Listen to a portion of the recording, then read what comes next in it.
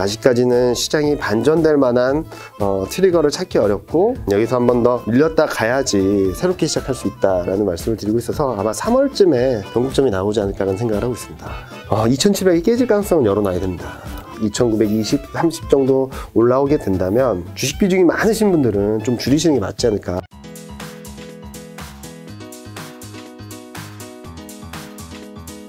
팀장님 그 사이에 좀 어떻게 지내셨어요? 작년 말에 또 나오시고 네. 그래서 한 달 좀 지났어요. 네, 한 달 좀 지났는데 네. 굉장히 바빴죠. 그러니까 네. 제가 작년 11월, 12월에 말씀드렸던 이슈, 이벤트 그리고 흐름들이 처음에는 설마 그렇게 될까라는 분들이 굉장히 많으셨었는데 최근 들어서 시장 흐름들이 좀 많이 안 좋게 가다 보니까 네가 그때 봤던 변수들이 뭐였냐 다시 한번 상기시켜달라. 그래서 제가 1월 초부터 해서 기관 세미나, 그러니까 컨퍼런스 콜이랑 대면인 세미나에서 한 40개 했거든요. 네. 그래서 많은 분들하고 커뮤니케이션 하면서, 그러니까 하루에 막 3-4개씩 컨퍼런스 콜을 몇 시간씩 하니까 굉장히 바쁘게 지냈었고, 그런데 많은 분들이 더 떨어지는 게 말이 되냐. 그런 말씀을 하셔서 좀 지켜보자. 그런데 아직까지는 시장이 반전될 만한 트리거를 찾기 어렵고 저는 분명히 올해 하반기, 올해 내년까지 굉장히 좋게 보긴 하는데 여기서 한 번 더 밀렸다 가야지 새롭게 시작할 수 있다라는 말씀을 드리고 있어서 아마 3월쯤에 변곡점이 나오지 않을까라는 생각을 하고 있습니다. 지난번에 팀장님이 나오셔서 이제 사실 작년도 이제 4분기쯤이었나요? 네. 뷰를 바꾸셨고 네, 10월 달에 바꿨죠. 그리고 12월 달에 또 나오셔가지고는 네. 지금 더 떨어질 수 있다. 네, 네. 아직 사면 안 된다. 네, 네, 네. 라고 해주셨는데 네. 그때 저희가 영상 중에 했던 멘트가 네.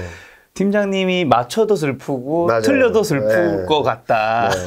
라고 했는데 마음이 편치 않죠. 네. 그러니까 저도 그 10월 달부터 그러니까 3,050, 3,100 왔다 갔다 할 때부터 계속적으로 주식 비중 줄이고 현금 비중 늘리시자라는 말씀을 드려왔었는데 많은 분들이 뭐 그렇게 하신 분도 계시지만 그렇게 못 하신 분들은 지금은 어떻게 해야 되냐라는 것들을 많이 말씀을 해주셔서요. 지금 저는 현재 시점에서는 내년, 그러니까 2023년까지 바라본다라고 하시는 분들은 그렇게 말씀을 드려요. 지금까지 못 줄이신 분들이 지금 코스피 2800, 2800선 40-50포인트 정도 와 있는데 여기서 줄이긴 더 힘들지 않겠냐. 그러면은 일단은 HTS랑 MTS를 당분간 꺼놓으시고 그리고 왜냐면 보면은 시장이 떨어질 때마다 주가가 떨어질 때마다 사고 싶은 욕심이 되게 많이 들거든요. 네, 그래서 오늘 이렇게 샀어요.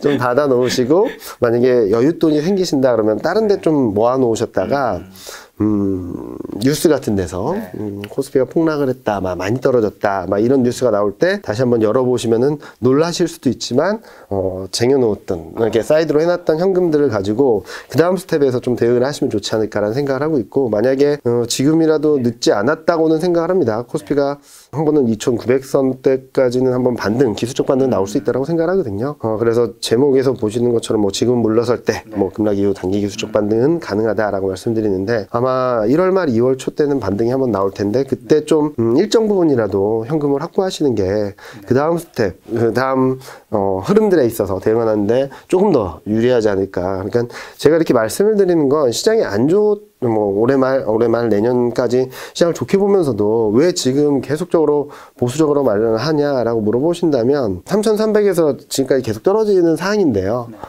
저는 조금이라도 역전을 할 수 있는 시기, 역전을 한 다음에 조금 더 높은 수익률, 좀 창출하는 쪽으로 좀 생각을 하고 있거든요. 그래서 좋게는 보지만 그냥 무작정 기다리기보다는 여기서 조금만 운용률을 발휘한다면 뭐 올해 7월, 8월 돼야지 내 계좌 수익률이 플러스 반전할 수 있을 때가 뭐 5월, 4월로 앞당길 수도 있고요. 그리고 또는 내년까지 봤을 때 뭐 내 계좌가 10% 수익률 날 게 30%, 40% 날 수도 있는 상황이라서 그런 것들을 조금 더 디테일하게 말씀을 드리고 있습니다. 알겠습니다. 어쨌든 지금 지수는 떨어지고 있지만 막 지금 싸다고 생각해서 들어가면 안 된다. 안 된다. 아직은 아니냐. 위험이 지금 도사를 했다라는 건데 오늘 이제 준비하신 자료. 네. 지금은 물러설 때 급락 이후 단기 기술적 반등 가능에 대한 걸 이제 한번 브리핑을 시작할 텐데 네. 첫 질문은 연초부터 사실 미국 통화 정책 이슈가 시장을 계속 좌지우지하고 있잖아요. 맞습니다. 요즘 뭐 Q2 그다음 QT, 유동성 긴축 이런 말 들리던데 이게 좀 뭔지 모르시는 분도 많을 텐데 이거 한번 설명해 주시고 그다음에 왜 시장이 급등락을 좀 이야기하고 있을까요? 예상했던 것보다 미국이 긴축 사이클이나 긴축의 속도가 좀 빠르고 강한 것 같다는 느낌은 분명히 있어요. 그렇죠. 그런데 제가 여기 와서도 몇 번 말씀드리긴 했었지만 미국이 금리 인상 사이클을 걸을 때 시장이 추세적으로 하락한 적은 없어요. 결국에는 경기가 좋으니까 금리 인상을 하는 거야 라는 인식만 생기면은 시장은 금리 인상 사이클에서도 언제든지 올라갈 수 있거든요. 대표적인 케이스가 가깝게는 2017년이 있었었고요. 2004년, 5년, 6년에도 미국이 금리 인상을 하고 있음에도 불구하고 경기가 좋으니까 어디가 좋으니까 중국이 모멘텀이 강하니까 한국 사이클이 좋으니까 반도체 사이클이 좋으니까 이런 이유들로 계속적으로 상승을 했었거든요. 그런데 QT를 물어보셔서 한번 말씀을 드리는데 저는 결론부터 말씀을 드리면 시장이 좀 과민하게 반응을 했다가 좀 정상화되었다라고 생각을 하고 있습니다. QT라고 한다면은 양적 긴축이에요. 네. 무슨 말이냐면 돈을 풀었지 않습니까? 코로나19 때문에 돈을 엄청나게 풀었어요. 지금 미국 중앙은행에서 갖고 있는 자산을 보면은 8조를 넘고 막 9조를 향해 가는 그림을 보여주기도 했거든요. 그래서 지금 첫 번째 단계로 미국 중앙은행이 시행한 게 테이퍼링이라 그래서 그동안에 풀었던 돈을 조금씩 줄여가겠다는 거예요. 그러니까 유동성을 풀긴 풀되 그 규모를 줄이겠다라는 거고, 그렇죠. 그 다음 스텝이 금리 인상이에요. 그렇죠. 네, 지금 제로 금리인 것을 정상화하겠다라는 거고, 마지막 단계가 이제 풀었던 돈을 걷어들이겠다. 네, 그거라서 QT 양적 긴축이라는 게 시장에는 좀 부담되는 건 맞습니다. 그런데 시장이 왜 이렇게 화들짝 놀랐냐? 12월 FMC, 그러니까 미국 중앙은행에서 통화 정책을 어떻게 하겠다라는 결정을 하는 회의가 거의 매달 열리는데 그때 의사록이 공개되니까 QT라는 언급이 있었던 거예요. 사람들은 금리 인상을 많이 하고 뭐 빨리 할 수도 있고 그런 것들을 회의를 통해서 다 알았는데 양적 긴축이라는 단어가 나올 줄은 몰랐었던 거죠. 그러니까 그 언급이 나오자마자 시장이 화들짝 놀라서 미국 나스닥이 3% 넘게 폭락을 하고 막 난리가 났었습니다. 그런데 의사록 내용을 자세히 보면은 구체적인 내용이 하나도 없어요. 그냥 거기에 대해서 논의하고 있다 정도였어요. 근데 시장이 왜 놀랐냐? 예상치 못했던 단어가 튀어나옴으로 인해서 이렇게 되면은 테이퍼링이 3월 달에 끝나고 3월 달에 바로 금리 인상하고 6월 달에 양적 긴축 시작하는 거 아니야? 라는 걱정을 하면서 막 시장이 막 무너졌었거든요. 우리가 생각 속도보다 더 빠르다는 훨씬 빠르다라는 생각을 한 거죠. 근데 다행스럽게도 파월 연준 의장이 청문회에 나와서 아직까지 여기에 대한 논의는 초보 단계, 시작 단계다. 뭐 시점을 언제다라고 언급은 하지 않았는데 고려한다면 연말쯤 고려할 수 있다라고 했더니 많은 투자자들이 걱정했던 6월 달 시행이 아니라 연말이나 돼야지 할지 말지 결정을 하겠네라는 얘기가 들어오니까 또 확 튀어오르는 모습들을 보여줬던 거거든요. 그런 흐름들이 계속적으로 반복되는 상황이라서 양적 긴축이라는 이슈가 부담스럽긴 하지만 최근 들어서의 시장이 급락했다가 반등을 했던 흐름들은 좀 심리적으로 투자자들의 심리가 많이 흔들렸던 것이다. 다시 말씀드리면 연준의 통화정책 스탠스는 바뀐 게 없습니다. 예를 들어 보면은 요 그림을 보시면은 테이퍼링은 기존대로 하는 거고요. 그리고 밑에 그림이 뭐냐면은 연방금리 선물이라 그래서 미국 채권 시장에서 3개월 뒤에 미국 기준금리 이 정도 될 것 같아. 6개월 뒤엔 이 정도 될 것 같아. 계속 얘기를 하는데 미국 QT 이슈로 인해서 급락을 했다 급반등을 하는 과정에서도 금리 인상에 대한 걱정들은 계속 하고 있었던 거예요. 연준의 통화정책 스탠스에 대해서는 계속적으로 매파적인 걱정들을 하고 있는 상황에서 급락했다 급반등한 것은 양적 긴축이라는 이슈에 굉장히 과민하게 반응을 했다. 아직은 아니구나 라고 해서 이렇게 올라왔던 것이 아닌가라는 생각을 하고 있습니다. 그런데 급등락의 시장은 더 밀리고 있잖아요. 그쵸. 그 이유는 뭐라고 보고 계세요? 여기 제목에서 보시는 것처럼 근본적인 원인은 통화정책이 매파적으로 간다는 것도 있지만 제가 맨 처음에 말씀드렸잖아요. 미국이 금리 인상을 하는 데 있어서 주식시장이 추세적으로 하락한 적은 없다. 경기가 좋다라는 인식이 들어오게 되면 시장이 계속적으로 좋을 수 있다는 말씀을 드렸는데 최근은 정반대의 흐름이 나타나고 있죠. 이 그림을 보시면 조금 이해가 되실 텐데요. 밑에 그림을 보시면은 파란색이 GDP 성장률이고요. 회색이 미국 앞서 보여드렸던 연방금리 선물이라고 해서 12개월 뒤에는 기준금리가 이 정도 될 것 같아요 라고 하는 그림이에요. 자, 원래는 미국이 긴축 사이클을 걸으면은 경제 성장률이 같이 올라가 주면서 아, 왜 금리를 올려? 걱정되는데 라고 하면은 아이, 경기가 좋으니까 금리를 올리는 거야 라고 하면서 서로 괜찮아 하면서 올라가는 그림인데요. 그런데 반대로 경기가 또 이렇게 둔화될 때는 왜 이렇게 경기 안 좋아? 어떡하지? 라고 하면은 괜찮아. 통화정책 완화적으로 할 거야. 아니면은 금리 인상 시점을 늦춰줄 거야. 라는 기대를 하면서 시장이 바닥을 잡고 이렇게 안정을 찾아가는데 지금 여기 그림 보시는 것처럼 경제 성장률 전망치는 떨어지는데 통화정책에 대한 속도는 빨라질 거라고 걱정을 하고 있는 거죠. 둘 간의 엇갈린 흐름이 계속되고 있고 최근 들어서는 엇갈린 흐름이 계속되면서 이 격차가 벌어지는 게 시장을 계속적으로 억누르고 있는 것이 아닌가, 불안감들을 계속적으로 자극하고 있는 것이 아닌가라는 생각을 하고 있고요. 그런 흐름들이 언제쯤 풀릴까라는 부분들에 있어서 조금 더 고민을 해야 된다라는 말씀을 드리고 있어요. 이 그림이 뭐냐면 앞서 보여드렸던 그림을 좀 크게 그린 건데요.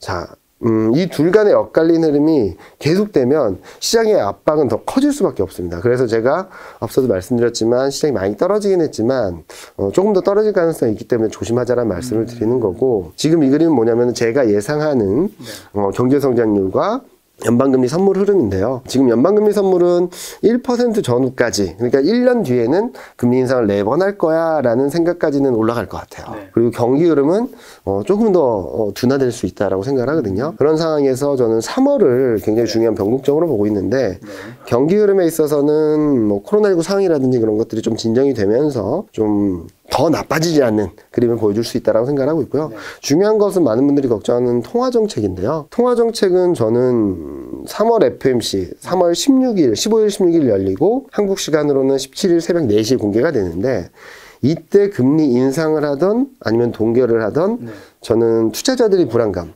앞서 QT를 설명을 드렸을 때도, 양적 긴축을 설명을 드렸을 때도 통화정책의 스탠스는 변함이 없는데 투자자들이 어떻게 인식하느냐에 따라서 급락이 나오기도 했고 반등이 나오기도 했다라고 그랬지 않습니까? 그래서 3월 FMC를 지나면서 통화정책에 대한 생각들, 투자자들이 걱정들이 더 나빠지진, 더 걱정을 사거나 더 공포스러워하진 않을 것 같다는 생각을 하는 거죠. 자, 금리 인상을 한다고 한다면 연준은 그 다음 스텝에 있어서는 조금 여유가 생깁니다.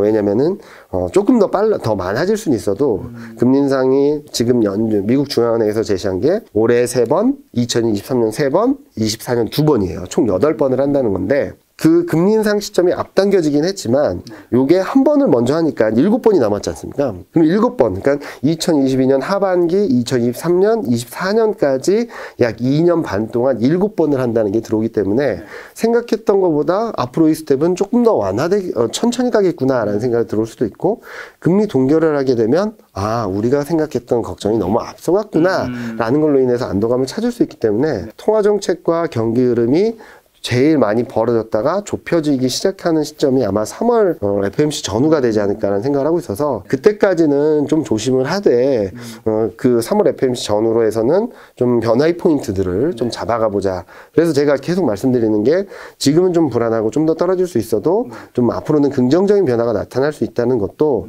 저는 3월을 기점으로 좀 시장의 방향성이 좀 달라지지 않을까라는 생각을 하고 있습니다. 그걸 확인할 수 있는 게 3월 FOMC. 그러니까 미국 중앙은행 에서 금리를 올린다, 아니면 동결한다, 아니면 앞으로의 통화정책을 어떻게 가져갈 거다, 경기 흐름은 어떻게 된다, 이런 여러 가지 전망들과 통화정책 방향성을 말해주는 시점인데요. 아마 그때가 지나면은 조금씩은 더 나빠지지 않는 쪽으로, 조금씩 풀려가는 쪽으로 가지 않을까 생각을 하고 있습니다. 그럼 최근에 경제 지표가 다시 부진하고 예상보다 못하는 흐름도 좀 계속되고 있는데, 앞으로는 좀 이게 계속 지속될까 아니면 좀 나아지는 그림일까요? 이게 결국 좋아져야 되는 거 아닌가요? 그렇죠. 좋아져야지 되는데, 앞서 말씀드렸던 것처럼 통화정책에 대한 부담들도 있지만 경기의 흐름들이 좀 안 좋을 수 있다라고 생각을 하는데요. 가장 큰 이유 중에 하나는 코로나 상황이죠. 그런 것들을 감안해서 본다면, 일단은 많은 분들이 통화정책에 왔다 갔다 하는데 많이 몰입되어 있는 상황에서 경제지표들은 굉장히 안 좋았어요.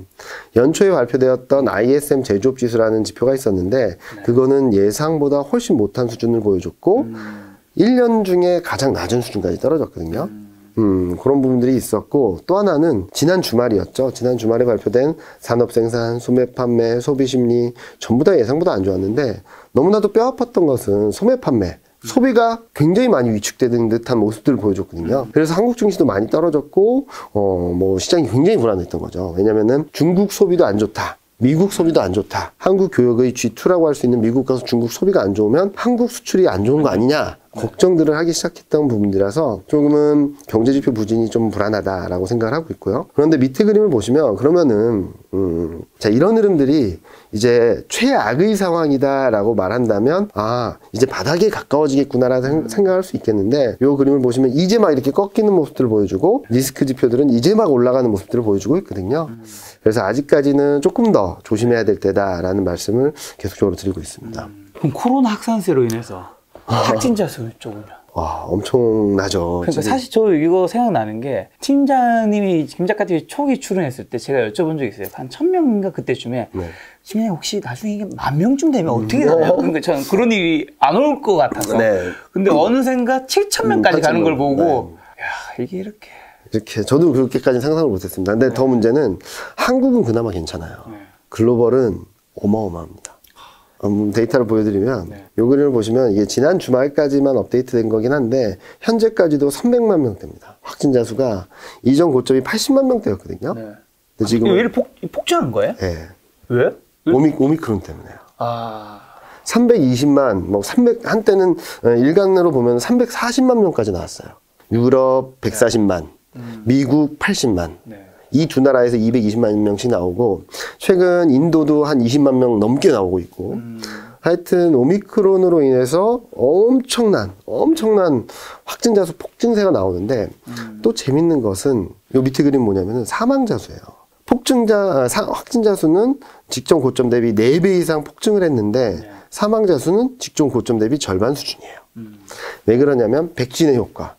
백신을 1차, 2차 접종 맞은 선진국 쪽에서 확진자 수가 워낙 많이 늘어나는데, 백신을 1차, 2차 맞은 사람들은 사망 확률이나 중증 환자 비율이 굉장히 낮거든요. 그리고 오미크론의 특징, 중증화 비율이랑 사망자 비율이 굉장히 낮습니다.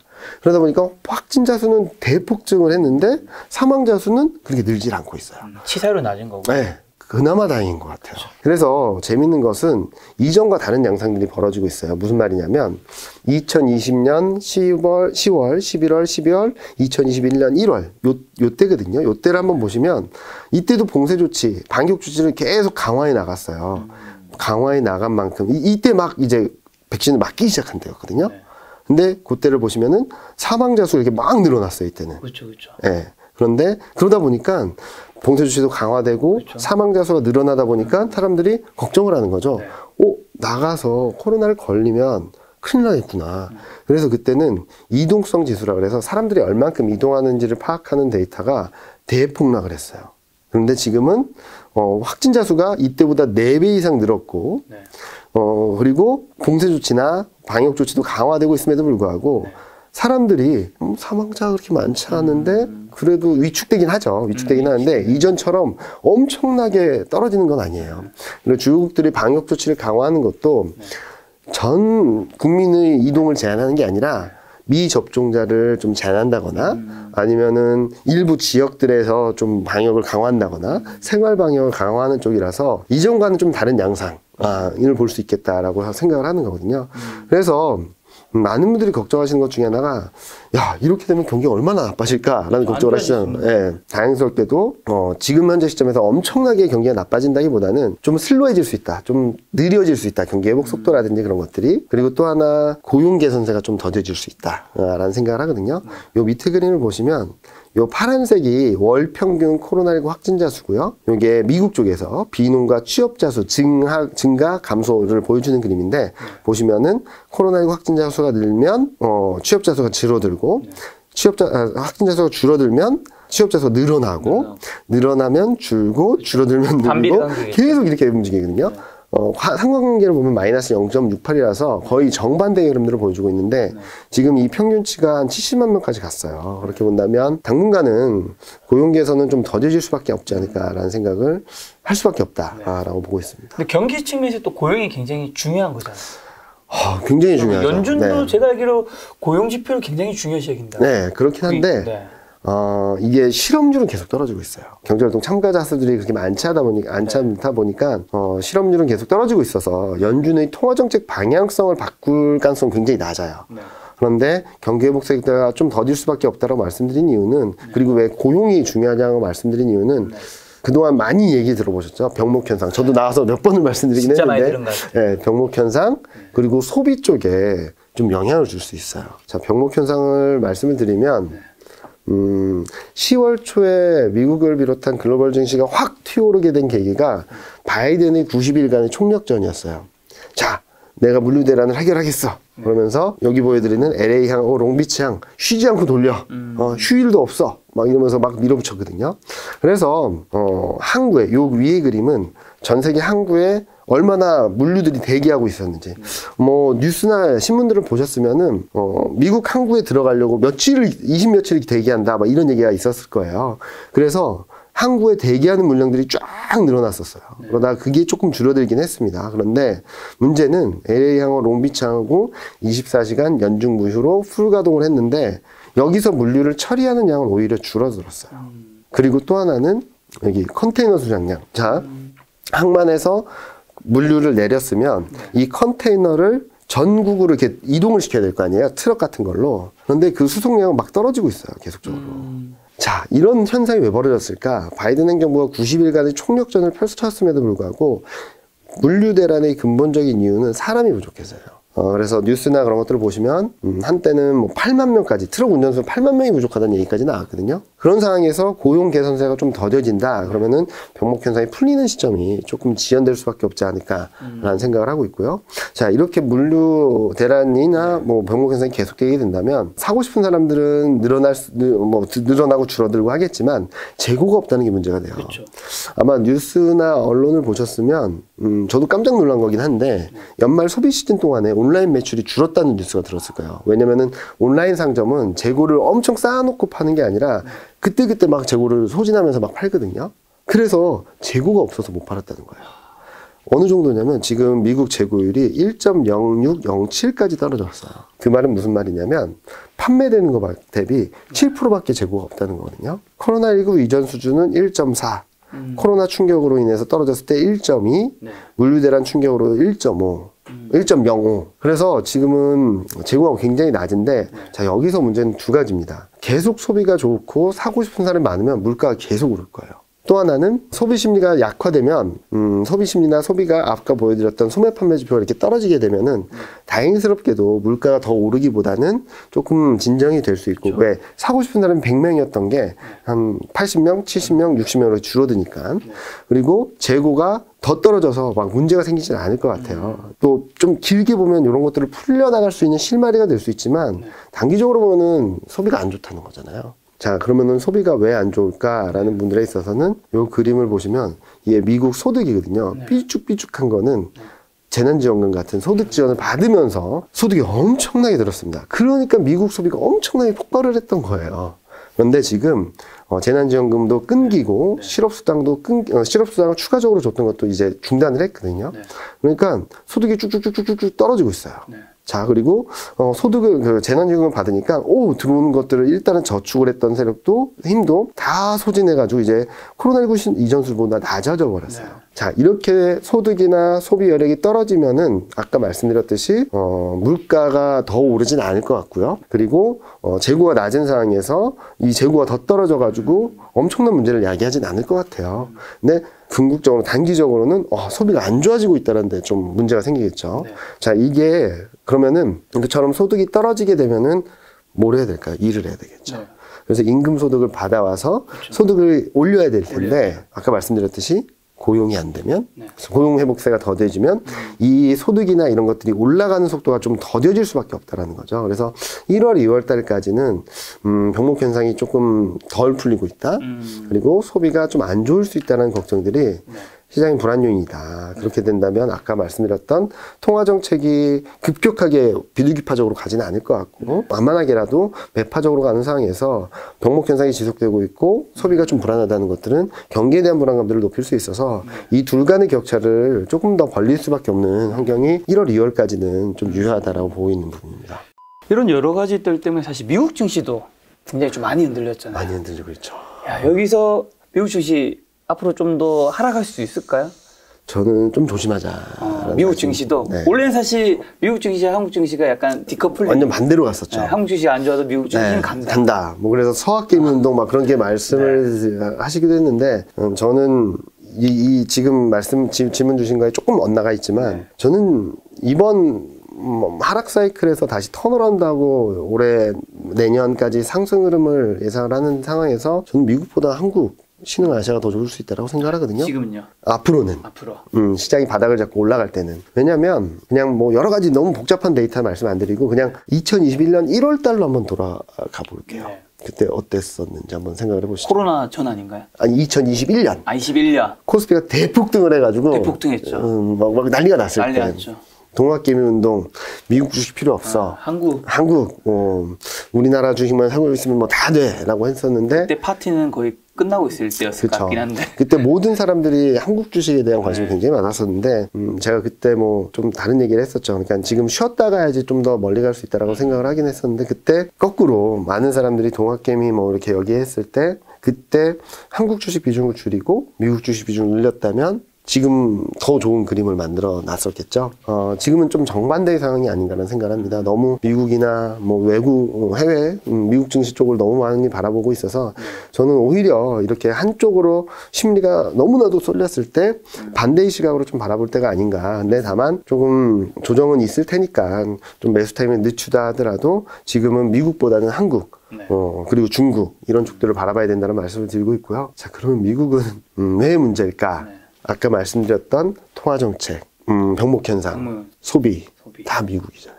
근데 미국이 왜 지금까지 올라왔을까를 본다면 아까 말씀드렸던 10월 초에 이렇게 드라마틱하게 올라오기 시작했던 거는 아까 말씀드렸던 바이든 행정부의 90일간의 총력전, 이때까지 11월 달까지 쫙 올라간 것은 실적 시즌.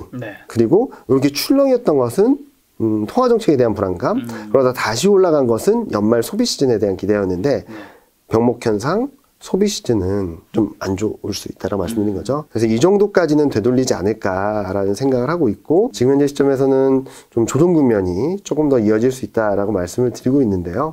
뭐 어디까지 떨어진다라는 것보다도 저는 좀 걱정을 하는 것은 미국 증시 조정이 어쩌면은 이제 막 시작되었을 가능성이 있다. 그러니까 보통은 이 정도 떨어졌으면 투자 심리가 굉장히 위축돼서 바닥권을 잡아주는 경우가 많아요. 그래서 CNN 머니라는 사이트에서 매일매일 발표되는 것 중에 하나가 Fear and Greed Index가 있는데 이 지표가 보통 극심한 공포 구간, 극심한 탐욕 구간으로 들어가면 변곡점이 나오는 경우가 많습니다. 이때 코로나19 때도 그랬고요. 그리고 2020년 말에도 그랬고요. 근데 지금 딱 중립 수준이에요. 아직까지 심리적으로 극단적인 상황까지 안 갔다라는 거라서 저는 요 지표가 좀 공포 구간으로 가는 동안 시장은 좀 계속적으로 불안할 수 있고 그리고 요거는 뭐냐면은 매크로 리스크 인덱스라 그래서 금융시장에서 리스크를 감지할 수 있는 지표들을 좀 모아가지고 흐름들을 보여주는 겁니다. 이게 올라가면 리스크에 대한 민감도가 높아진다, 떨어지면 리스크에 대한 민감도가 떨어진다, 완화된다라는 그림인데 여기 보시면은 요 삐죽삐죽한 게 단기 지표고요. 회색이. 파란색이 중기 지표인데 회색은 완전 바닥권을 갖다가 이렇게 올라오고 있고요. 파란색 중기는 쫙 올라와서 불안한 모습들을 보여줬다가 단기적으로 바닥을 잡고 0.5에서 다시 올라가고 있거든요. 그래서 기대감에 의해서 좀 많이 올라온 증시라는 점, 기대했던 부분들이 현실적으로 되돌아봤을 때는 조금 불안 요인들이 좀 많아지고 있다는 점들이 당분간은 미국 증시도 조정 국면을 이어갈 수밖에 없지 않을까라는 생각을 하고 있고 그런 흐름들에 있어서 한국 증시가 조금 더 불안할 수도 있다라고 말씀을 드리고 있습니다. 지금 아까 보여주신 거에서 지금 현재 위치가 여긴 건가요? 아니면 어디 쪽에 있는 건가요? 지금은 아마 여기 4,600, 4,500 이 정도 수준까지 와 있을 거예요. 이게 이렇게 될 수 있다라는 의미로 그려놓으신 건가요? 언제 우리 팀장님 이렇게 조정 논조를 했었어요? 근데 미국도 이제 2월, 3월 지나면서 아까 말씀드렸던 큰 그림이 있었지 않습니까? 거기서도 말씀드렸던 것처럼 3월 지나면은 좀 바닥을 잡고 이제 올라갈 수 있을 거라고 보는데 미국도 뭐 쉬지 않고 올라왔던 거죠. 큰 조정 없이. 그래서 한 번은 쉬었다 가야지 더 멀리 갈 수 있다라는 차원, 2보 전진을 위해서는 한 번 1보 후퇴가 필요한 시점이다라고 말씀을 드리고 있는데 너무나도 많은 분들이 기대를 하시다 보니까 그런 부분들이 뼈아플 수 있었다 하더라도 조금은 한국 증시, 미국 증시까지도 조금은 조심하자는 말씀을 계속적으로 드리고 있습니다. 사실 미 증시는 굉장히 올라갔다가 좀 내려왔는데 한국 증시는 뭐 그렇게 올라가지도 못하고 그쵸, 지금 이제 맞아요. 2,800 중 막 와 있던데 여기서 어떻게 더 내려간다고 보세요? 이제 또 어디까지 보고 계신 거예요 도대체? 밑에 봐야 되나요? 차별화되기 위해서는 한국 증시, 한국이 아니더라도 신흥아시아 쪽이 조금 더 매력적이어야 될 것 같아요. 그런데 아직까지 많이 취약하다. 요 그림들을 몇 가지 보여드리면, 요 그림을 보시면 조금은 이해가 되실 텐데 이해가 안 되실 수도 있습니다. 왜냐면은 신흥아시아 GDP 성장률이 선진국보다 낮다라는 것은 별로 생각해 본 적이 별로 없으실 거예요. 근데 지금 여기 2021년 4분기, 2022년 1분기를 보시면 이게 빨간색이 신흥아시아 쪽이고요. 파란색이 G8 선진국이에요. 보통은 신흥아시아 G8보다 좋아야 되는 거 아닌가요? 네. 그렇죠. 그렇죠. 근데 지금 어떻죠? 낮죠.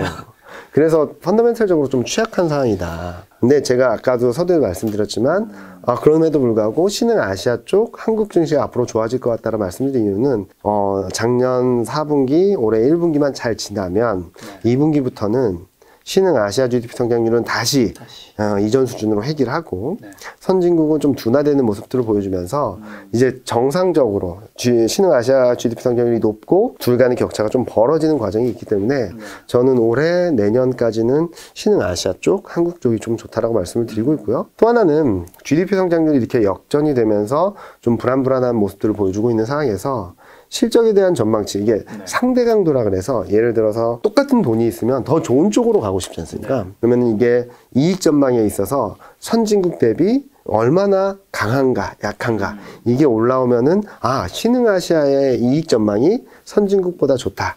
이게 떨어지면 선진국보다 나쁘다, 안 좋다라는 그림인데 이게 계속 떨어지고 있어요. 한국도 이게 계속 떨어지고 있어서 앞서 보여드렸던 GDP 성장률과 더불어서 기업 이익에 대한 기대 심리도 오히려 더 약하다. 그래서 같은 돈이 있다면 아직까지는 신흥국보다는 선진국 쪽으로 가고 싶어하는 심리가 크기 때문에 저는 이번 하락 사이클에서 미국이 흔들리면 한국은 좀 레벨 다운되거나 그럴 가능성까지 열어놔야 되지 않을까라는 생각을 합니다. 요 위의 그림이 그런 그림이었거든요. 앞서 보여드렸던 GDP 성장률이 좀 불안한 모습들, 그리고 이익 전망이 상대적으로 계속 약한 모습을 보였지 않습니까? 그래서 2021년 내내 이런 그림이었죠. 한번 보시면은 선진국 주식은 뭐 올라가는데 덜 올라가고, 선진국 증시가 요만큼 빠졌는데 신흥국 증시는 난리가 나고, 선진국 증시가 쫙 올라갈 때 신흥국 증시는 올라가다 멈춰버리고, 선진국 증시가 요만큼 떨어졌는데 신흥국 증시는 박살이 나고, 얘가 올라갈 때 떨어지고 더 올라가는데 반등을 했다가 조정받으니까 같이 조정받고, 이런 패턴이 반복됐거든요. 아직까지는 좀 이런 패턴의 안에 갇혀있다. 앞서 말씀드렸던 2분기 GDP 성장률이 다시금 역전이 되거나 이익에 대한 눈높이가 신흥국이나 신흥아시아 쪽이 다시금 바닥을 잡고 올라가는 그림을 보여줘야지 시장이 움직일 텐데요. 한국도 비슷했던 것 같아요. 같은 흐름, 비슷한 흐름을 7월까지는 보여줬습니다.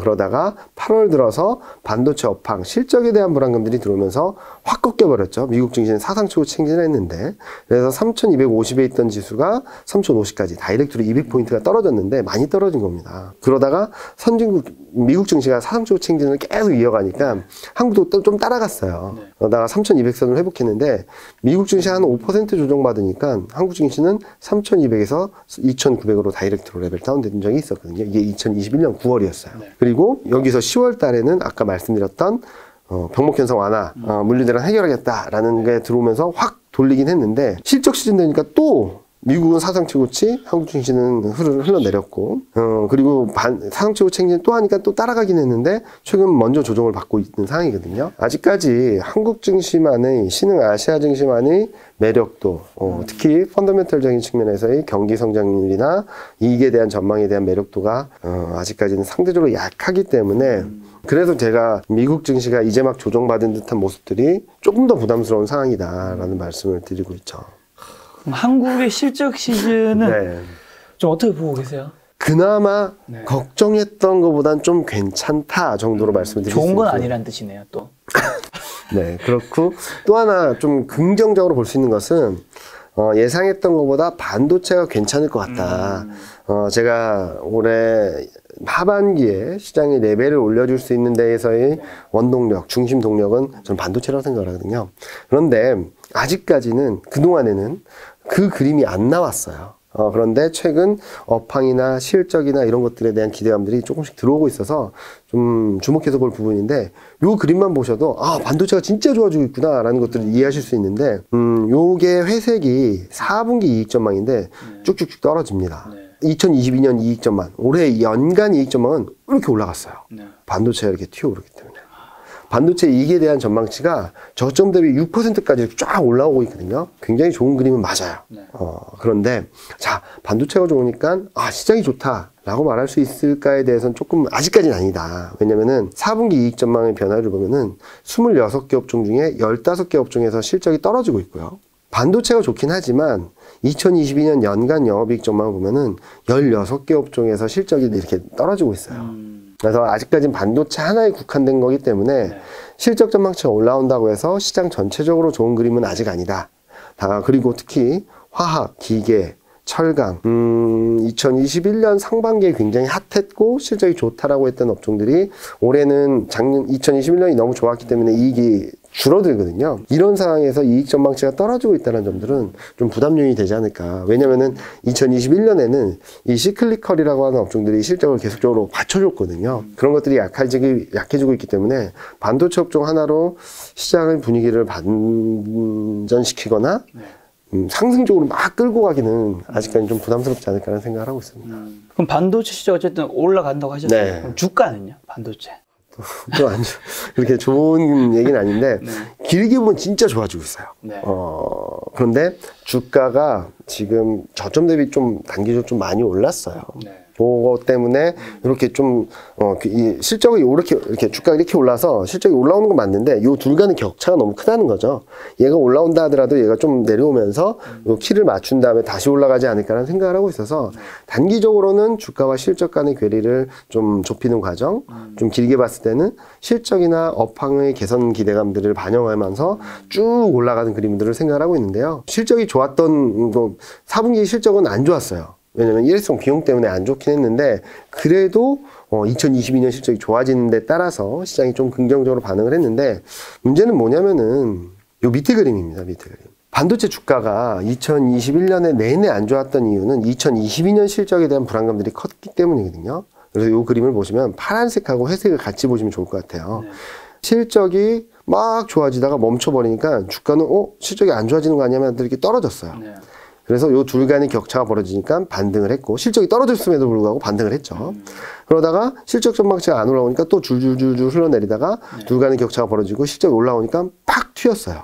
둘 간의 격차를 줄이기 위해서. 그러다가 실적이 톡 떨어지니까 주가가 확 밀려버렸죠. 그리고 실적이 떨어지고 있음에도 불구하고 이 둘 간의 격차가 워낙 벌어지다 보니까 이게 좁혀지는 과정이 있었고, 실적 레벨이 떨어지니까 또 같이 떨어지고, 이러다가 반도체 주가가 저점에서 20% 확 올라가 버렸어요. 좀 많이 올라갔죠. 지금 2021년 4월 달부터 흐름과는 정반대예요. 그래서 긍정적인 변화는 맞다라고 생각을 하고 있습니다. 거기다가 얘가 지지부진하면은 얘가 많이 떨어질 텐데 실적에 대한 전망치가 막 올라오고 있어요.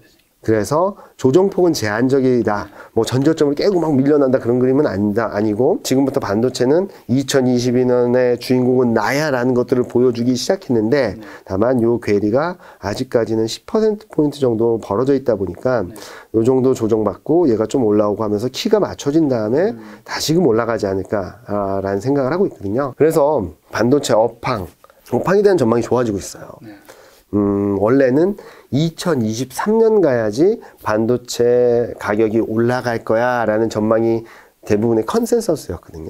근데 지금은 2022년 하반기에도 가능할 것 같아 라는 얘기를 하고 있어서 좀 긍정적인 그림들이 나오고 있고, 이런 기대감들이 들어오다 보니까 실적에 대한 눈높이도 높아지고 있는 건 맞거든요. 그리고 또 하나, 제가 반도체를 다음 스텝, 그러니까 조정 이후 다시 올라갈 때 시장의 중심을 잡아주고 갈 수 있다고 말씀드린 이유는, 마이크론이 실적을 발표할 때 굉장히 재밌는 얘기를 했어요.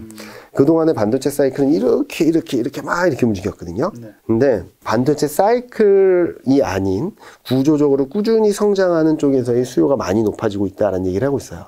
AI, 그리고 전기차, 이런 쪽의 수요가 꾸준히 높아지고 있다는 얘기를 하고 있어서 그 의미는 뭐냐면은 그동안에는 이쪽에 대한 수요가 약했기 때문에 반도체 사이클이 굉장히 컸는데 이게 올라오면은 반도체 사이클이 밋밋해지면서 이렇게 올라갈 수도 있다는 얘기가 하는 거거든요. 그래서 저는 이 그림이 만들어질지는 조금 더 지켜봐야 되고 확인해야 되겠지만 이 그림에 대한 기대감들이 2022년 하반기, 2023년에는 반도체 주가에 좀 반영이 되지 않을까라는 생각을 하고 있어서 이번 조정 국면이 있다면은 조금 더 레벨이 떨어졌을 때는 적극적으로 사야 되는 업종 중에 하나가 대표적으로 반도체다라고 말씀드리고 있습니다.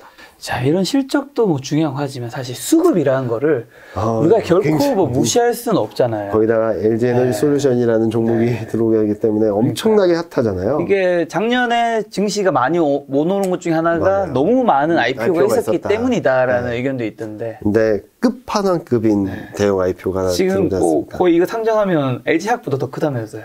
훨씬 크고 100조 잘하면 시가총액 2등 됩니다. 네. 어떻게 될까? 이게 결국 이거를 살려면 딴 거를 팔긴 해야 될 거잖아요. 맞아요. 돈이 뭐 무한정 많은 건 아니니까. 국내 유동성이 2021년 1분기 1월 달처럼 개인 투자자들이 자금이 들어오고 외국인들로 순매수하고 막 이런 그림이라면 이런 물량들을 충격이 있긴 하겠지만 제한적인 상황에서 엄청나게 몰려드는 유동성의 힘으로 극복을 할 수 있겠다라는 말씀을 드릴 수 있을 것 같아요. 근데 지금은 프로그램 매물이 출회될 수밖에 없는 1월, 2월이고요. 그리고 공매도가 쌓일 수밖에 없는 1월, 2월입니다. 매년 연말에는 공매도를 배당락을 지나면은 배당만큼 비용을 지불해야 되기 때문에 매년 연말에 반복되는 패턴인데 쇼커버링 매수가 들어왔다가 1월 달에 공매도를 다시 막 쌓아가는 그림들을 반복해왔어요. 그래서 지금도 보시면은 공매도를 막 쌓아가고 있거든요. 그러니까 기본적인 수급 상황이 그렇게 좋진 않아요. 거기다가 역대급 끝판왕이 오는데 100조라고 가정을 했을 때는 이 종목이 시가총액 2등이 됩니다. 그러면은 삼성전자 같은 경우는 시가총액 비중이 1%포인트가 줄어들어 버려요. 가만히 있어도. 그러면 어떻게 되냐? 지금 국내 주식형 펀드 그리고 ETF 이런 쪽들의 규모를 따지면은 그냥 러프하게 따지면은 한 100조 정도가 된다라고 하거든요. 그러면은 1%가 떨어지면 1조. 삼성전자를 팔아야 되는 거 아닌가요? 네. 그래야지 LG에너지 솔루션을 살 수 있는 거죠. 그리고 근데 더 문제는 뭐냐면 LG에너지 솔루션이 더 오르면 이 비중의 삼성전자를 비롯한 다른 종목들의 비중이 줄어드는 폭은 더 커지겠죠. 그렇죠. 또 하나 그러다가 막 올라가다가 이 종목이 떨어진다. 그러면 시가총액 규모가 너무 크기 때문에 시장에 미치는 영향력도 만만치 않다는 거죠. 그래서 당분간은 올라도 문제, 내려도 문제인 상황이 벌어질 수 있어서 아마 2월 중순까지는 좀 수급적으로 좀 부담스러운 상황이 계속될 수 있다. 그래서 저도 요런 것까지 고려해서 1월, 2월 달까지는 뭐 대외 환경, 매크로 환경, 미국 증시가 조정받는 것도 있지만 한국 증시도 여기서 잘 버티기는 좀 어려운 환경이다라는 말씀을 드리고 있어서요. 이런 것들을 확인하고 대응하셔도 절대 늦지 않는다. 오히려 확인하고 대응하는 게 좀 더 싸게 살 수 있는 기회가 될 수 있다라는 말씀을 드리고 있습니다. 팀장님과 지금 이제 인터뷰가 1시간 정도 지났지만 좋은 얘기는 하나도 못 들은 것 같아요. 전반적인 향후 시장 흐름 뭐 어떻게 지금 전망하고 계신가요? 좋지 않게 볼 것 같긴 합니다만 반등은 나올 수 있어요. 반등이 나온다고 해서 추세 반전이냐 그것까지는 좀 쉽지 않다라는 말씀을 드리고 있고요. 제가 이 그림을 보여드리면은 뭐 어떻게 아니 안 돼. 아직은 아닙니다. 안 돼 하는 장면이죠. 아직은 아닙니다. 이건 뭐냐면은 앞서 말씀드렸던 그런 흐름들의 개괄적인 그림이거든요. 보통은 경기가 이만큼 좋아질 거야라고 생각을 했던 게 점점 좋아진다라고 생각할 때 주가가 이렇게 날아가잖아요. 아마 미국 증시가 이랬던 것 같아요. 그런데 현실적으로 보니까 우리가 이렇게 기대를 했었는데 이렇게 기대를 했던 게 더 올라가면 증시 조정 별로 안 받고 이렇게 올라가겠죠. 근데 이렇게 기대했던 게 잠깐만 현실을 보니까 우리가 이 정도 기대했었는데 이 정도밖에 안 되네. 그러면 이렇게 올라갔던 증시는 이렇게 되돌릴 수밖에 없다라고 보고 있거든요. 그렇다고 해서 경기가 이렇게 꺾여서 막 내려가는 그림은 아니라는 거예요. 이렇게 올라왔던 증시가 되돌리는 과정인데 앞서 말씀드렸던 상대적으로 취약한 한국, 신흥 아시아 증시가 좀 더 힘들 수 있다. 특히 한국은 수급적인 부담까지 가중되고 있기 때문에 좀 레벨 다운될 가능성을 열어놓고 보자라는 말씀을 드리고 있거든요. 그래서 저는 이런 그림을 생각을 하고 있어요. 그러니까 좀 단기적으로 좀 더 밀려날 수 있는 그림을 생각하는데 2800선대를 왔다 갔다 할 때는 단기적으로 한 2900선 돌파 시도는 가능하다고 생각하고 있습니다. 기술적 반응이 나올 거라고 보고 있는데 그냥 저스트 기술적 반등이라고 생각을 하고 있어요. 싸기 때문에 또는 12개월 포워드 PR이라든지 PBR, 밸류에이션적인 측면에서 좀 의미 있는 지수대이기 때문에 기술적 반등은 나올 수 있는데 그때가 저는 정리해야 될 수. 정리하시는 게 낫지 않을까. 2600까지도 보고 계신 의미 아닌가? 저희가 작년 11월 달에 공식적인 연간 전망을 하면서 제시했던 하단이 2610입니다. 그래서 제가 계속적으로 반등시 비중을 주식 비중을 줄이고 현금 비중을 확보하자는 말씀을 드리는데요. 꼭 그렇다고 해서 2610까지 떨어진다는 건 아니에요. 근데 제가 말씀드리고 싶었던 것은 2700이 깨질 가능성은 열어놔야 된다. 왜냐면은 그렇게 본다면은 제가 그동안 말씀드렸던 3000선, 그러니까 10월 달부터 말씀드렸으니까 3050선부터 말씀을 드렸는데 3050 대비 10% 이상 하락룸이 있다면 피하고 가야 될 소나기다라는 말씀을 드리고 싶었던 거거든요. 그래서 이번에도 2900, 2920, 30 정도 올라오게 된다면 주식 비중이 많으신 분들은 좀 줄이시는 게 맞지 않을까. 특히 레버리지를 일으키시는 분들이거나 그런 분들은 철저히 리스크 관리에 집중을 해야 될 시점이다라고 말씀드리고 있고요. 그렇게 되면은 저는 반전은 분명히 나올 수 있다라고 생각을 합니다. 앞서 말씀드렸던 3월 정도로 생각을 하고 있고, 그렇게 되면 저는 또다시 한번 그때도 뭐 상황을 좀 더 봐야 되겠죠. 진짜로 제가 생각했던 흐름들, 그런 가정들이 현실화되는지 여부를 봐야 되겠는데, 그때 되면 다시 한번 스트롱 바이를 외칠 수 있는 시점이 되지 않을까라는 생각을 하고 있어서 그때까지는 좀 조심하자. 너무 빠르게 움직이기보다는 확인하고 대응하고 확인하고 좀 매수 타임을 늦추고 지금 뭐 반등을 한다면 따라가기보다는 리스크 관리를 하려는 기회로 삼고 이렇게 보시면 좋을 것 같고요. 자, 그럼 반등할 때 기대를 하실 수도 있어요. 그런데 너무 큰 기대를 하지 말고 오히려 큰 흐름에서 좀 리스크 관리를 좀 더 강화하는 기회로 삼자라는 말씀을 드리고 있습니다. 자, 이렇게 시장이 흘러가는 상황에서 그러면은 끝난 거냐, 2600이면 어떡하냐, 큰일 났다라고 하시는데, 제가 맨 처음에 일부를 보셨으면 아시겠지만 뭐 서두에 주식 비중을 더 줄이기 쉽지 않으신 분들은 그냥 HTS, MTS 꺼놓으시면 좋겠다라고 말씀드린 이유는, 제가 보는 큰 그림은 이런 그림이거든요. 2020년 3월 말 저점에서 2021년 6월, 7월 고점까지 약 1년 2개월, 3개월 정도의 상승 추세가 일단락 되었고, 이때부터 약 6개월, 뭐 9개월 정도 조정 국면이 이어진다면 중기 조정 국면으로 생각을 하고 있어요. 그래서 다음 스텝에서는 새로운 상승 추세를 만들어갈 수 있다고 생각을 하거든요. 그런데 요게 너무 뼈 아프다는 거죠. 그리고 굉장히 힘들다는 거죠. 그래서 요걸 어떻게든 리스크 관리를 통해서 최소한의 손실, 최대한의 방어를 하고, 요때가 나왔을 때 적극적으로 대응을 해서 요때 반전 포인트를 좀 앞당기고 내 수익률을 극대화하는 전략으로 가져가자는 말씀을 드리는 거거든요. 그래서 요 구간이 좀 더 이어질 수 있으니까 당분간은 리스크 관리를 하시자라는 말씀을 드리고 있고, 아마 3월, 뭐 4월 지나면서부터는 좀 시장이 좀 빠르게 움직일 수 있을 것 같아요. 그때 조금 더 적극적인 대응 전략을 말씀을 드리도록 하겠습니다. 2월 말쯤 나왔을 때는 조금 더 긍정적인 말씀을 드릴 수 있지 않을까 라는 기대를 하면서 아직까지는 좀 조심하자 라는 쪽으로 강조드리고 싶습니다. 지금 1분기를 올해 좀 저점으로는 보고 계신 것 같네요. 네, 1분기는 저점일 가능성이 높다. 그리고 좀 크게 본다면 1분기는 위기와 기회가 공존하는 구간이니까 아직까지 2800선 중초반, 뭐 반등을 한다면 2900선대에서는 하락룸이 아직까지는 크다는 거죠. 1분기 전체를 봤을 때. 그래서 다운사이드 리스크에 대한 걱정들, 그 경계감, 리스크 관리를 하시는 가운데 이제 2월, 3월 지나면서 지수 레벨이 떨어지면 떨어질수록 거꾸로 말하면 기회가 온다 라고도 볼 수 있겠죠. 그럼 그에 맞는 좀 대응 전략 또 추가적으로 더 말씀해 주실 게 있다면?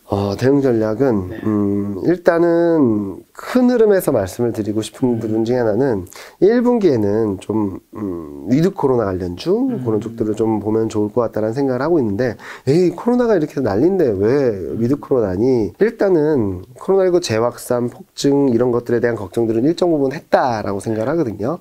그리고 올해 이익 모멘텀을 보면 소비주들이 굉장히 좋기 때문에, 그리고 소비 모멘텀도 올해 1분기까지 굉장히 좋기 때문에 코로나19 확진자 수가 지금 좀 꺾였다가 다시 이렇게 올라가는, 국내, 한국을 말하는 겁니다. 올라가는 그림인데, 요게 다시 진정 국면으로 들어가게 된다면, 한번 기회는 올 수 있을 것이다, 라고 생각을 하고 있고요. 그리고, 여기 보시면은, 요 빨간색을 보시면은, 1분기 중반 이후부터, 말부터는 얘네들을 늘리자라는 쪽에서 말씀을 드리는 거거든요. 반도체, 자동차, 2차 전지, 인터넷 업종들을 좀 늘려가신다면 좀 괜찮지 않을까라는 생각을 하고 있어서 저는 지금 보수적으로 말씀드리는 것은 요 업종들을 살 수 있는 여유, 기회를 포착하는 것이지 다 팔고 떠나자 이제 시장이 안 되니까 만약에 제가 시장이 아예 안 된다라고 한다면 달러, 금 추천했겠죠. 그렇죠. 네. 근데 아직까지는 그런 상황은 아니고 또 한 번의 큰 기회가 올 수 있다는 차원에서 지금은 굉장히 보수적인 관점을 말씀을 드리고 있습니다.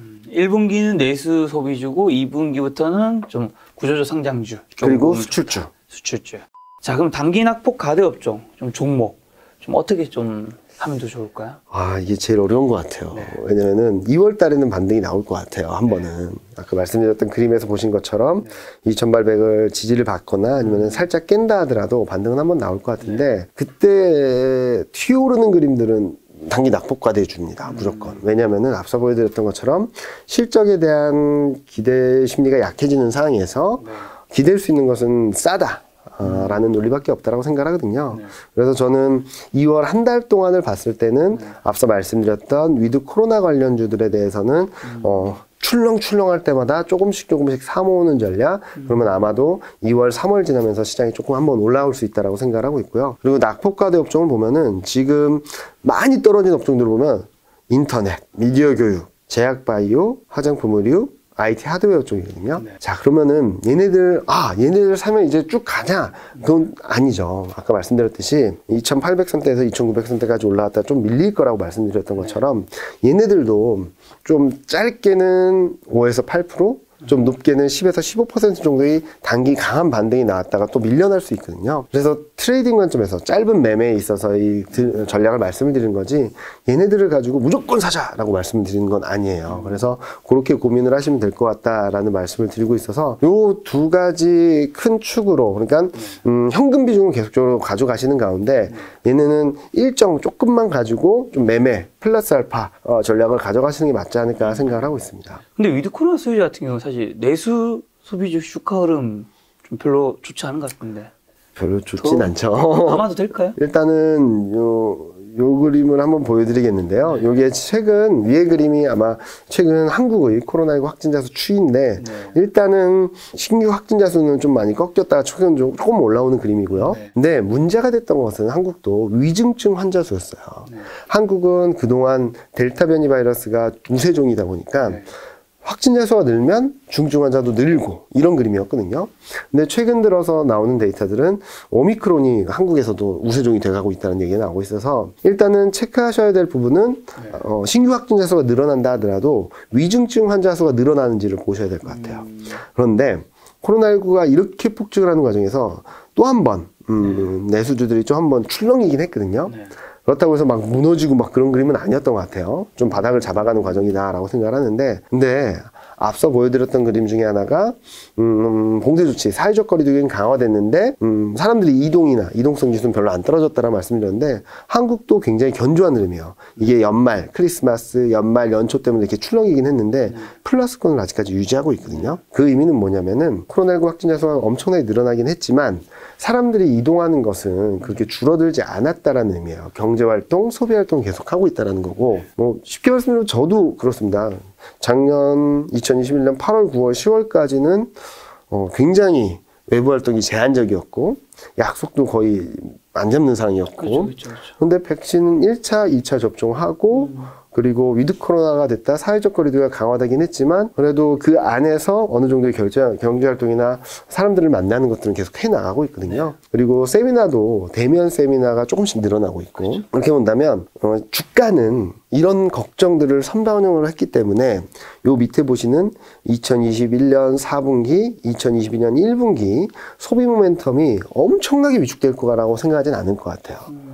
그리고 그렇게 된다면 아까 미국 증시와는 정반대죠. 좋아질 거야 기대했다 이렇게 막 올라갔던 그림들이 별로 안 좋네 하면 이렇게 되돌리는 그림이었다면 지금 경기 흐름들은 나 별로 안 좋을 것 같아라고 했던 그림이 더 나빠지는 거 아니야? 그러면 주가 이렇게 빠졌겠죠. 근데 막상 열어보니까 이거보단 낫네라고 한다면 주가가 올라올 거라는 생각을 하는 거라서 그런 관점에서 조금 접근을 해보신다면 위드 코로나 수혜주 내 소비주들 뭐 더 팔기보다는 조금씩 변동성이 있을 때마다 조금씩 모아간다면 아마 2월, 3월 지나면서 한번 수익률을 높게 줄 수 있지 않을까라는 생각을 하고 있습니다. 알겠습니다. 팀장님 말씀을 들어보니까 뭐 올해 전체를 안 좋게 본다기보다는 그쵸. 올해 이제 하반기 AV 수익을 제대로 걷기 위해서 맞습니다. 1분기 때 좀 조심해서 현금을 좀 확보해 놓자. 확보했다가 1분기 저점에서 적극적으로 비중을 늘리면서 우리가 거둘 수 있는 수익을 극대화하자라는 쪽으로 말씀을 드리는 거죠. 알겠습니다. 그럼 팀장님 이제 가시기 전에 네. 우리 코스피 시가총 1에서 10위까지 네. 이 섹터만 한 번씩만 점검해 보도록 하겠습니다. 네. 뭐 삼성전자, SK하이닉스에 속한 반도체는 많이 말씀해 주셨는데 뭐 한 가지 더 코멘트 해 주실 게 혹시 있을까요? 지금 레벨에서 더 바로 치고 올라가긴 어렵다. 네. 그래서 일정 부분 되돌림 과정, 뭐 약하게는 5%, 좀 깊게는 10% 정도. 그렇다고 하더라도 저점 대비는 좀 높은 수준일 거예요. 네. 왜냐면은 시가총액 종목 1, 2위 종목들이 다 10% 이상, 2등 종목은 뭐 40%까지 올랐으니까 반 정도 되돌린다고 하더라도 시장의 추세가 무너진 건 아니다. 그때가 아마 매수 기회가 될 거다라는 생각을 하고 있고, 저희가 2022년 전망 자료에서 탑픽 9개를 제시드렸는데, 보통은 9개라고 한다면 뭐 섹터별로 하나씩 들어가는 게 많잖아요. 저희는 반도체 2개 다 넣었습니다. 왜냐면은 2022년에 키를 주고 있는 건 반도체라고 생각을 했던 게 하나고요. 또 하나는 반도체 업종을 많이 들고 있어야지 2022년 특히 하반기 연말 시장까지 흐름들을 봤을 때 시장을 무조건 이길 수 있다라는 말씀을 드리고 있거든요. 그래서 이번에 만약에 1월, 2월 달에 조정폭이 커지게 된다면 특히 반등을 할 때 별로 못 올라갈 것 같아요. 왜냐면 상대적으로 너무 강했기 때문에 그럴 때 또는 좀 밀려날 때 좀 담아 놓으신다면 좀 올해 연말에는 많은 분들이 생각하시는 것보다 더 높은 수익률을 거두실 수 있을 것 같고, 아마 그 타이밍은 아마 제가 다음 달에 나왔을 때는 좀 더 자세히 말씀드릴 수 있을 것 같다는 생각합니다. 자, 두 번째는 이제 인터넷 섹터인데, 이게 어떻게 보면 낙폭 가대주의 가장 큰 섹터인데, 그쵸. 네이버, 카카오 포함되어 있는데, 사실 카카오가 저는 뭐 떨어질 수 있다 생각했지, 이렇게까지 그쵸. 떨어질 거는 예상을 잘 못했던 것 같은데요. 그쵸. 많은 분들이 예상하지 못했고, 네. 저는 굉장히 성장에 있어서 그동안에 거침없는 성장을 했던데 일단 제동이 걸린 건 맞다라고 생각을 하고 있어요. 그렇다고 해서 성장이 멈춘 거냐, 성장이 꺾인 거냐, 그런 건 또 아니거든요. 그래서 이 과정을 잘 거치게 된다면 저는 다시 한번 레벨업 될 수 있는 구간으로 들어갈 수 있다고 생각을 하는데 그 과정이 좀 아플 것 같아요. 그래서 제가 2월 투자 전략으로서 기술적 반등이 나올 수 있는 업종으로 말씀을 드리고 종목으로도 말씀을 드리고는 있지만 저는 반등이 나왔을 때 더 세게 사기보다는 반등이 나왔을 때 일단은 좀 정리하셨다가 그 다음 타임에 좀 더 밑으로 내려갔을 때 좀 사는 게 맞지 않을까라는 생각을 하고 있어서 아직까지는 보수적인 관점, 주가 레벨이 좀 더 떨어지게 된다면, 전 저점보다 더 떨어지게 된다면 그때부터는 좀 매수 관점으로 접근하셔도 괜찮지 않을까라는 생각을 하고 있습니다. 자, 세 번째는 삼성 바이오로직스가 속해 있는 바이오 쪽은요? 바이오는 종목별로 대응해야 될 것 같아요. 저희가 탑9 종목에는 유한양행을 넣긴 했는데 바이오 쪽은 좀 봐야 될 것 같아요. 왜냐면은 제약바이오 섹터로서의 추천을 드리지 못하는 이유는 2분기, 3분기, 4분기 제약바이오 업종의 이익 증가율이 마이너스예요. 1분기가 좀 삐쭉했다가 2분기, 3분기, 4분기 별로 안 좋은 그림이라서 종목별로 잘 보시는 분들은 대응을 하셔도 되는데 좀 섹터에 대한 뷰는 좀 보수적으로 가져가야 된다라는 말씀을 드리고 있고요. 3위 종목, 이 종목 같은 경우는 반등은 나올 것 같아요. 최근 좀 많이 빠졌기 때문에 그렇다 하더라도 적극적으로 사기보다는 조금 보수적으로 대응을 하자라는 쪽으로 말씀을 드리고 있습니다. 자, 2차 전지로 이제 LG학, 삼성 SDI 어렵습니다. 근데 이게 만약에 LG 에너지 솔루션이 1월 말에 상장을 하면 나머지 삼성 SDI나 SK 이노베이션한테도 어떤 영향이 있나요? 단기적으로 좋지 않죠. 왜냐면은 2차 전지 ETF가 있습니다. 네. 2차 전지 ETF에 큰 형님이 들어온다면 네. 여기서도 같은 현상이 벌어지겠죠. 팔고 사야 되는 거니까. 네. 그래서 단기적으로는 좀 안 좋을 수 있어요. 좀 밀려나고 흔들릴 수 있는데 좀 길게 봤을 때는 큰 형님이 이렇게 딱 버텨주니까 이 밸류에이션이나 이 흐름들을 따라가려는 그림들이 나올 수 있고, 또 하나는 2022년에는 유럽 쪽에서 자동차가 많이 팔릴 것 같아요. 유럽의 자동차 수요 증가율이 2021년은 5.1%, 2022년은 9.1%예요. 근데 미국은 2021년에 9%, 22년에 5%로 좀 둔화돼요. 성장을 하는데. 그럼 뭐가 끌어가냐? 유럽이 2021년이 5%였는데 22년이 22%예요. 왜냐면 유럽은 지금 소비 회복이 코로나19 이전 수준을 반절밖에 회복을 못했어요. 왜냐면은 우리나라로 치면 재난지원금 같은 게 작년 하반기부터 지급되기 시작했어요. 돈이. 거기다가 코로나19 재확산이 계속 있었고 그런 상황이다 보니까 오미크론을 지나면서 이제 많은 전문가들이 이제 코로나19 바이러스는 엔데믹으로 갈 수 있다는 얘기를 하고 있지 않습니까? 그렇게 본다면 아마도 재난지원금 그리고 코로나19 상황들이 좀 진정되는 그림 이런 그림들이 나오게 되면 유럽 쪽에서 펜트업 디맨드 눌려있던 수요가 확 올라가는 그림들을 보여줄 수 있기 때문에 유럽 쪽에서 자동차가 많이 팔리는 것은 많은 분들이 전기차 쪽이 많거든요.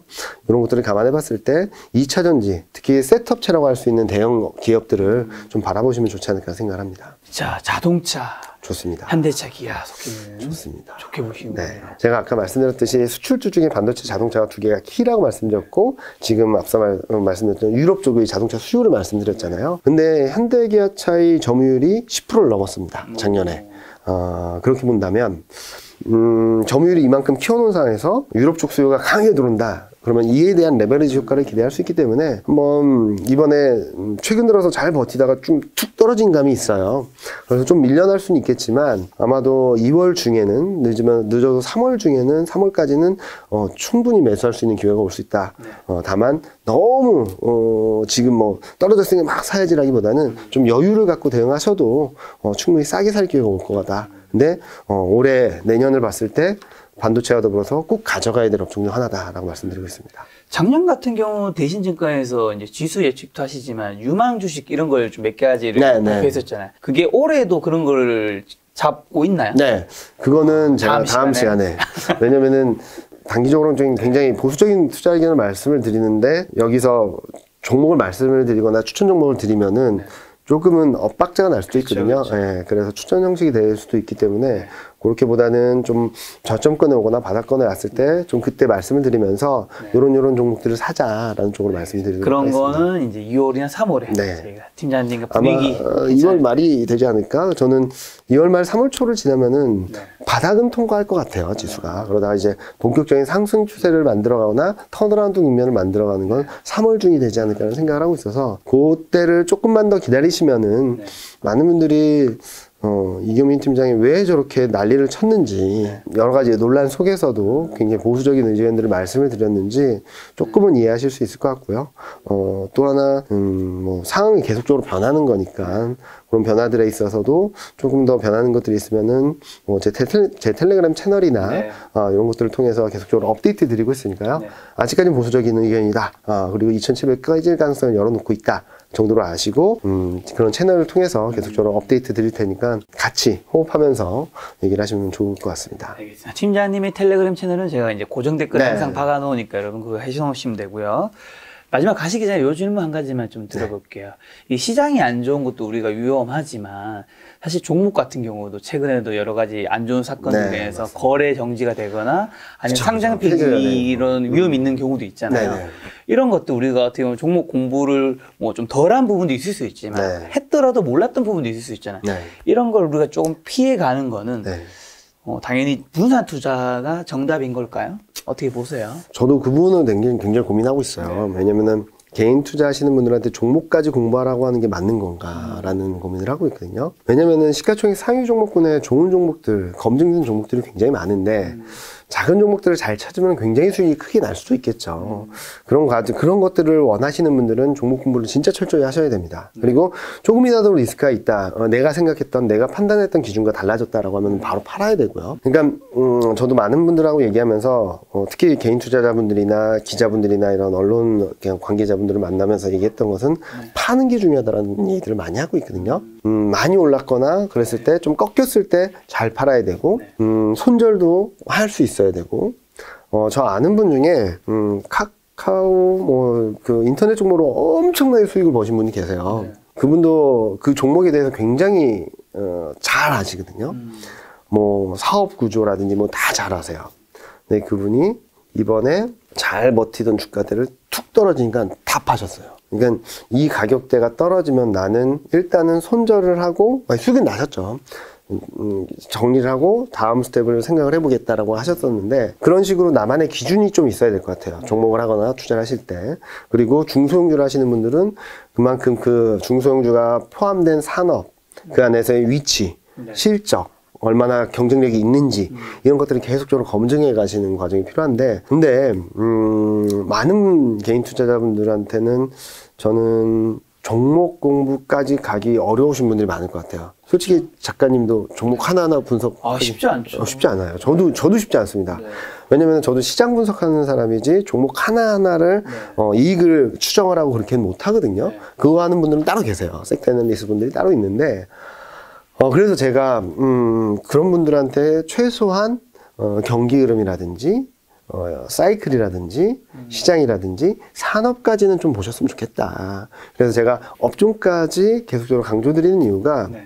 개인 투자하시는 분들한테는 종목 선택도 중요하지만 ETF를 통해서 그렇죠. 산업 투자를 하시는 경우도 할 수도 있고요. 네. 좋은 산업이 있다면 그 사이클을 잘 따라가면 개인별 종목을 한 것만큼 좋은 수익을 거둘 수도 있고, 네.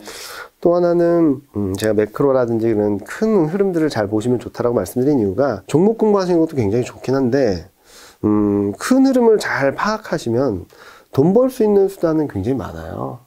주식을 투자하실 수도 있고, 네. 금, 네. 달러, 은, 뭐 이런 투자를 여러 가지 할 수 있거든요. 네, 그래서 전반적인 업종 흐름을 파악하시는 것과 더불어서 경기 흐름들, 매크로 상황들을 보시면은 투자할 수 있는 방법. 그러니까 주식 시장이 안 좋을 때도 많잖아요. 근데 지금 너무나도 어려운 것은, 왜냐면은 여러 가지 변수들이 복합돼 있다 보니까 저희도 내부적으로 회의하는데, 그럼 주식시장이 안 되면은 뭘 사야 되냐라는 논란 속에서 딱히 몇 달 동안, 몇 개월 동안 끌고 갈 만한 자산을 찾기가 굉장히 어려웠거든요. 달러를 보자니 유럽 때문에 달러가 그렇게 강하지도 않을 것 같고, 유가를 보자니 올라오곤 있었지만 엄청나게 떨어졌다 또 올라오는 그림이라서 변동성이 클 수 있고, 그래서 일단은 그래서 저희가 현금 쪽을 말씀을 드리는 거거든요. 그래서 나중에라도 만약에 주식이 힘들다, 증시가 힘들어진다라고 하면은 금이나 달러를 추천드릴 수도 있고, 이런 식으로 볼 수도 있기 때문에 큰 욕심 안 부리시고, 네. 큰 흐름에서 자산 배분을 통해서 수익을 창출하고 싶으신 분들은 종목 공부도 굉장히 중요하고, 거기에 대해서 만약에 하신다면 굉장히 큰 수익을 거둘 수 있지만, 그보다는 저는 주식을 시작하시는 분들, 아니면은 중급 단계에서는 종목 공부도 하는 한편 요쪽 큰 흐름들을 한번 확인하면서 증시라든지 경제라든지 산업 사이클을 잘 따라가는 것만 해도 일단은 플러스 알파 수익률을 계속적으로 얻으시면서 종목 공부하실 수 있는 여유를 찾을 수도 있거든요. 그래서 하지 말라 하라는 게 아니라 선택의 문제라고 생각을 하고 있어요. 그래서 어려우신 분들은 일단은 그래도 매크로 환경 이런 쪽들을 판단을 잘 따라가시면서 보시면 좋겠다라는 생각을 하고 있고, 종목은 나중에 제가 뭐 기회가 되면 뭐 기술적 분석을 통해서라도 잘 팔 수 있는 기회들을 네. 한번 말씀을 드릴 테니까, 그런 것들을 통해서 수익을 내는 것도 중요하지만 수익을 잘 지키는 것도 중요하거든요. 많이 저 아는 분 중에 한 분은 모든 종목이 40% 50% 갔던 종목들이 있는데 지금은 마이너스 30% 20%예요. 그런 것들을 좀 어떻게 판단하는지도 말씀을 드릴 테니까 천천히 공부해 가시면서 시장 대응 그리고 주식 대응 하신다면 네. 하루 이틀 하고 끝날 거 아니니까 좀 긴 호흡에서 같이 성장해 나가는데 저도 적극적으로 도움을 드리고 김작가 TV를 통해서 계속적으로 업데이트 드리도록 하겠습니다. 알겠습니다. 팀장님과 대신증권에 이제 좋게 보는 유망 종목에 공모한 분들은 또 다음 달을 기다려 주시면 됩니다. 오늘 만나는 손님은 이경민 팀장님이었습니다. 지금까지 여러분 소중한 시간 함께 해주셔서 정말 감사합니다. 오늘도 김 작가였습니다. 고생 많으셨습니다. 감사합니다.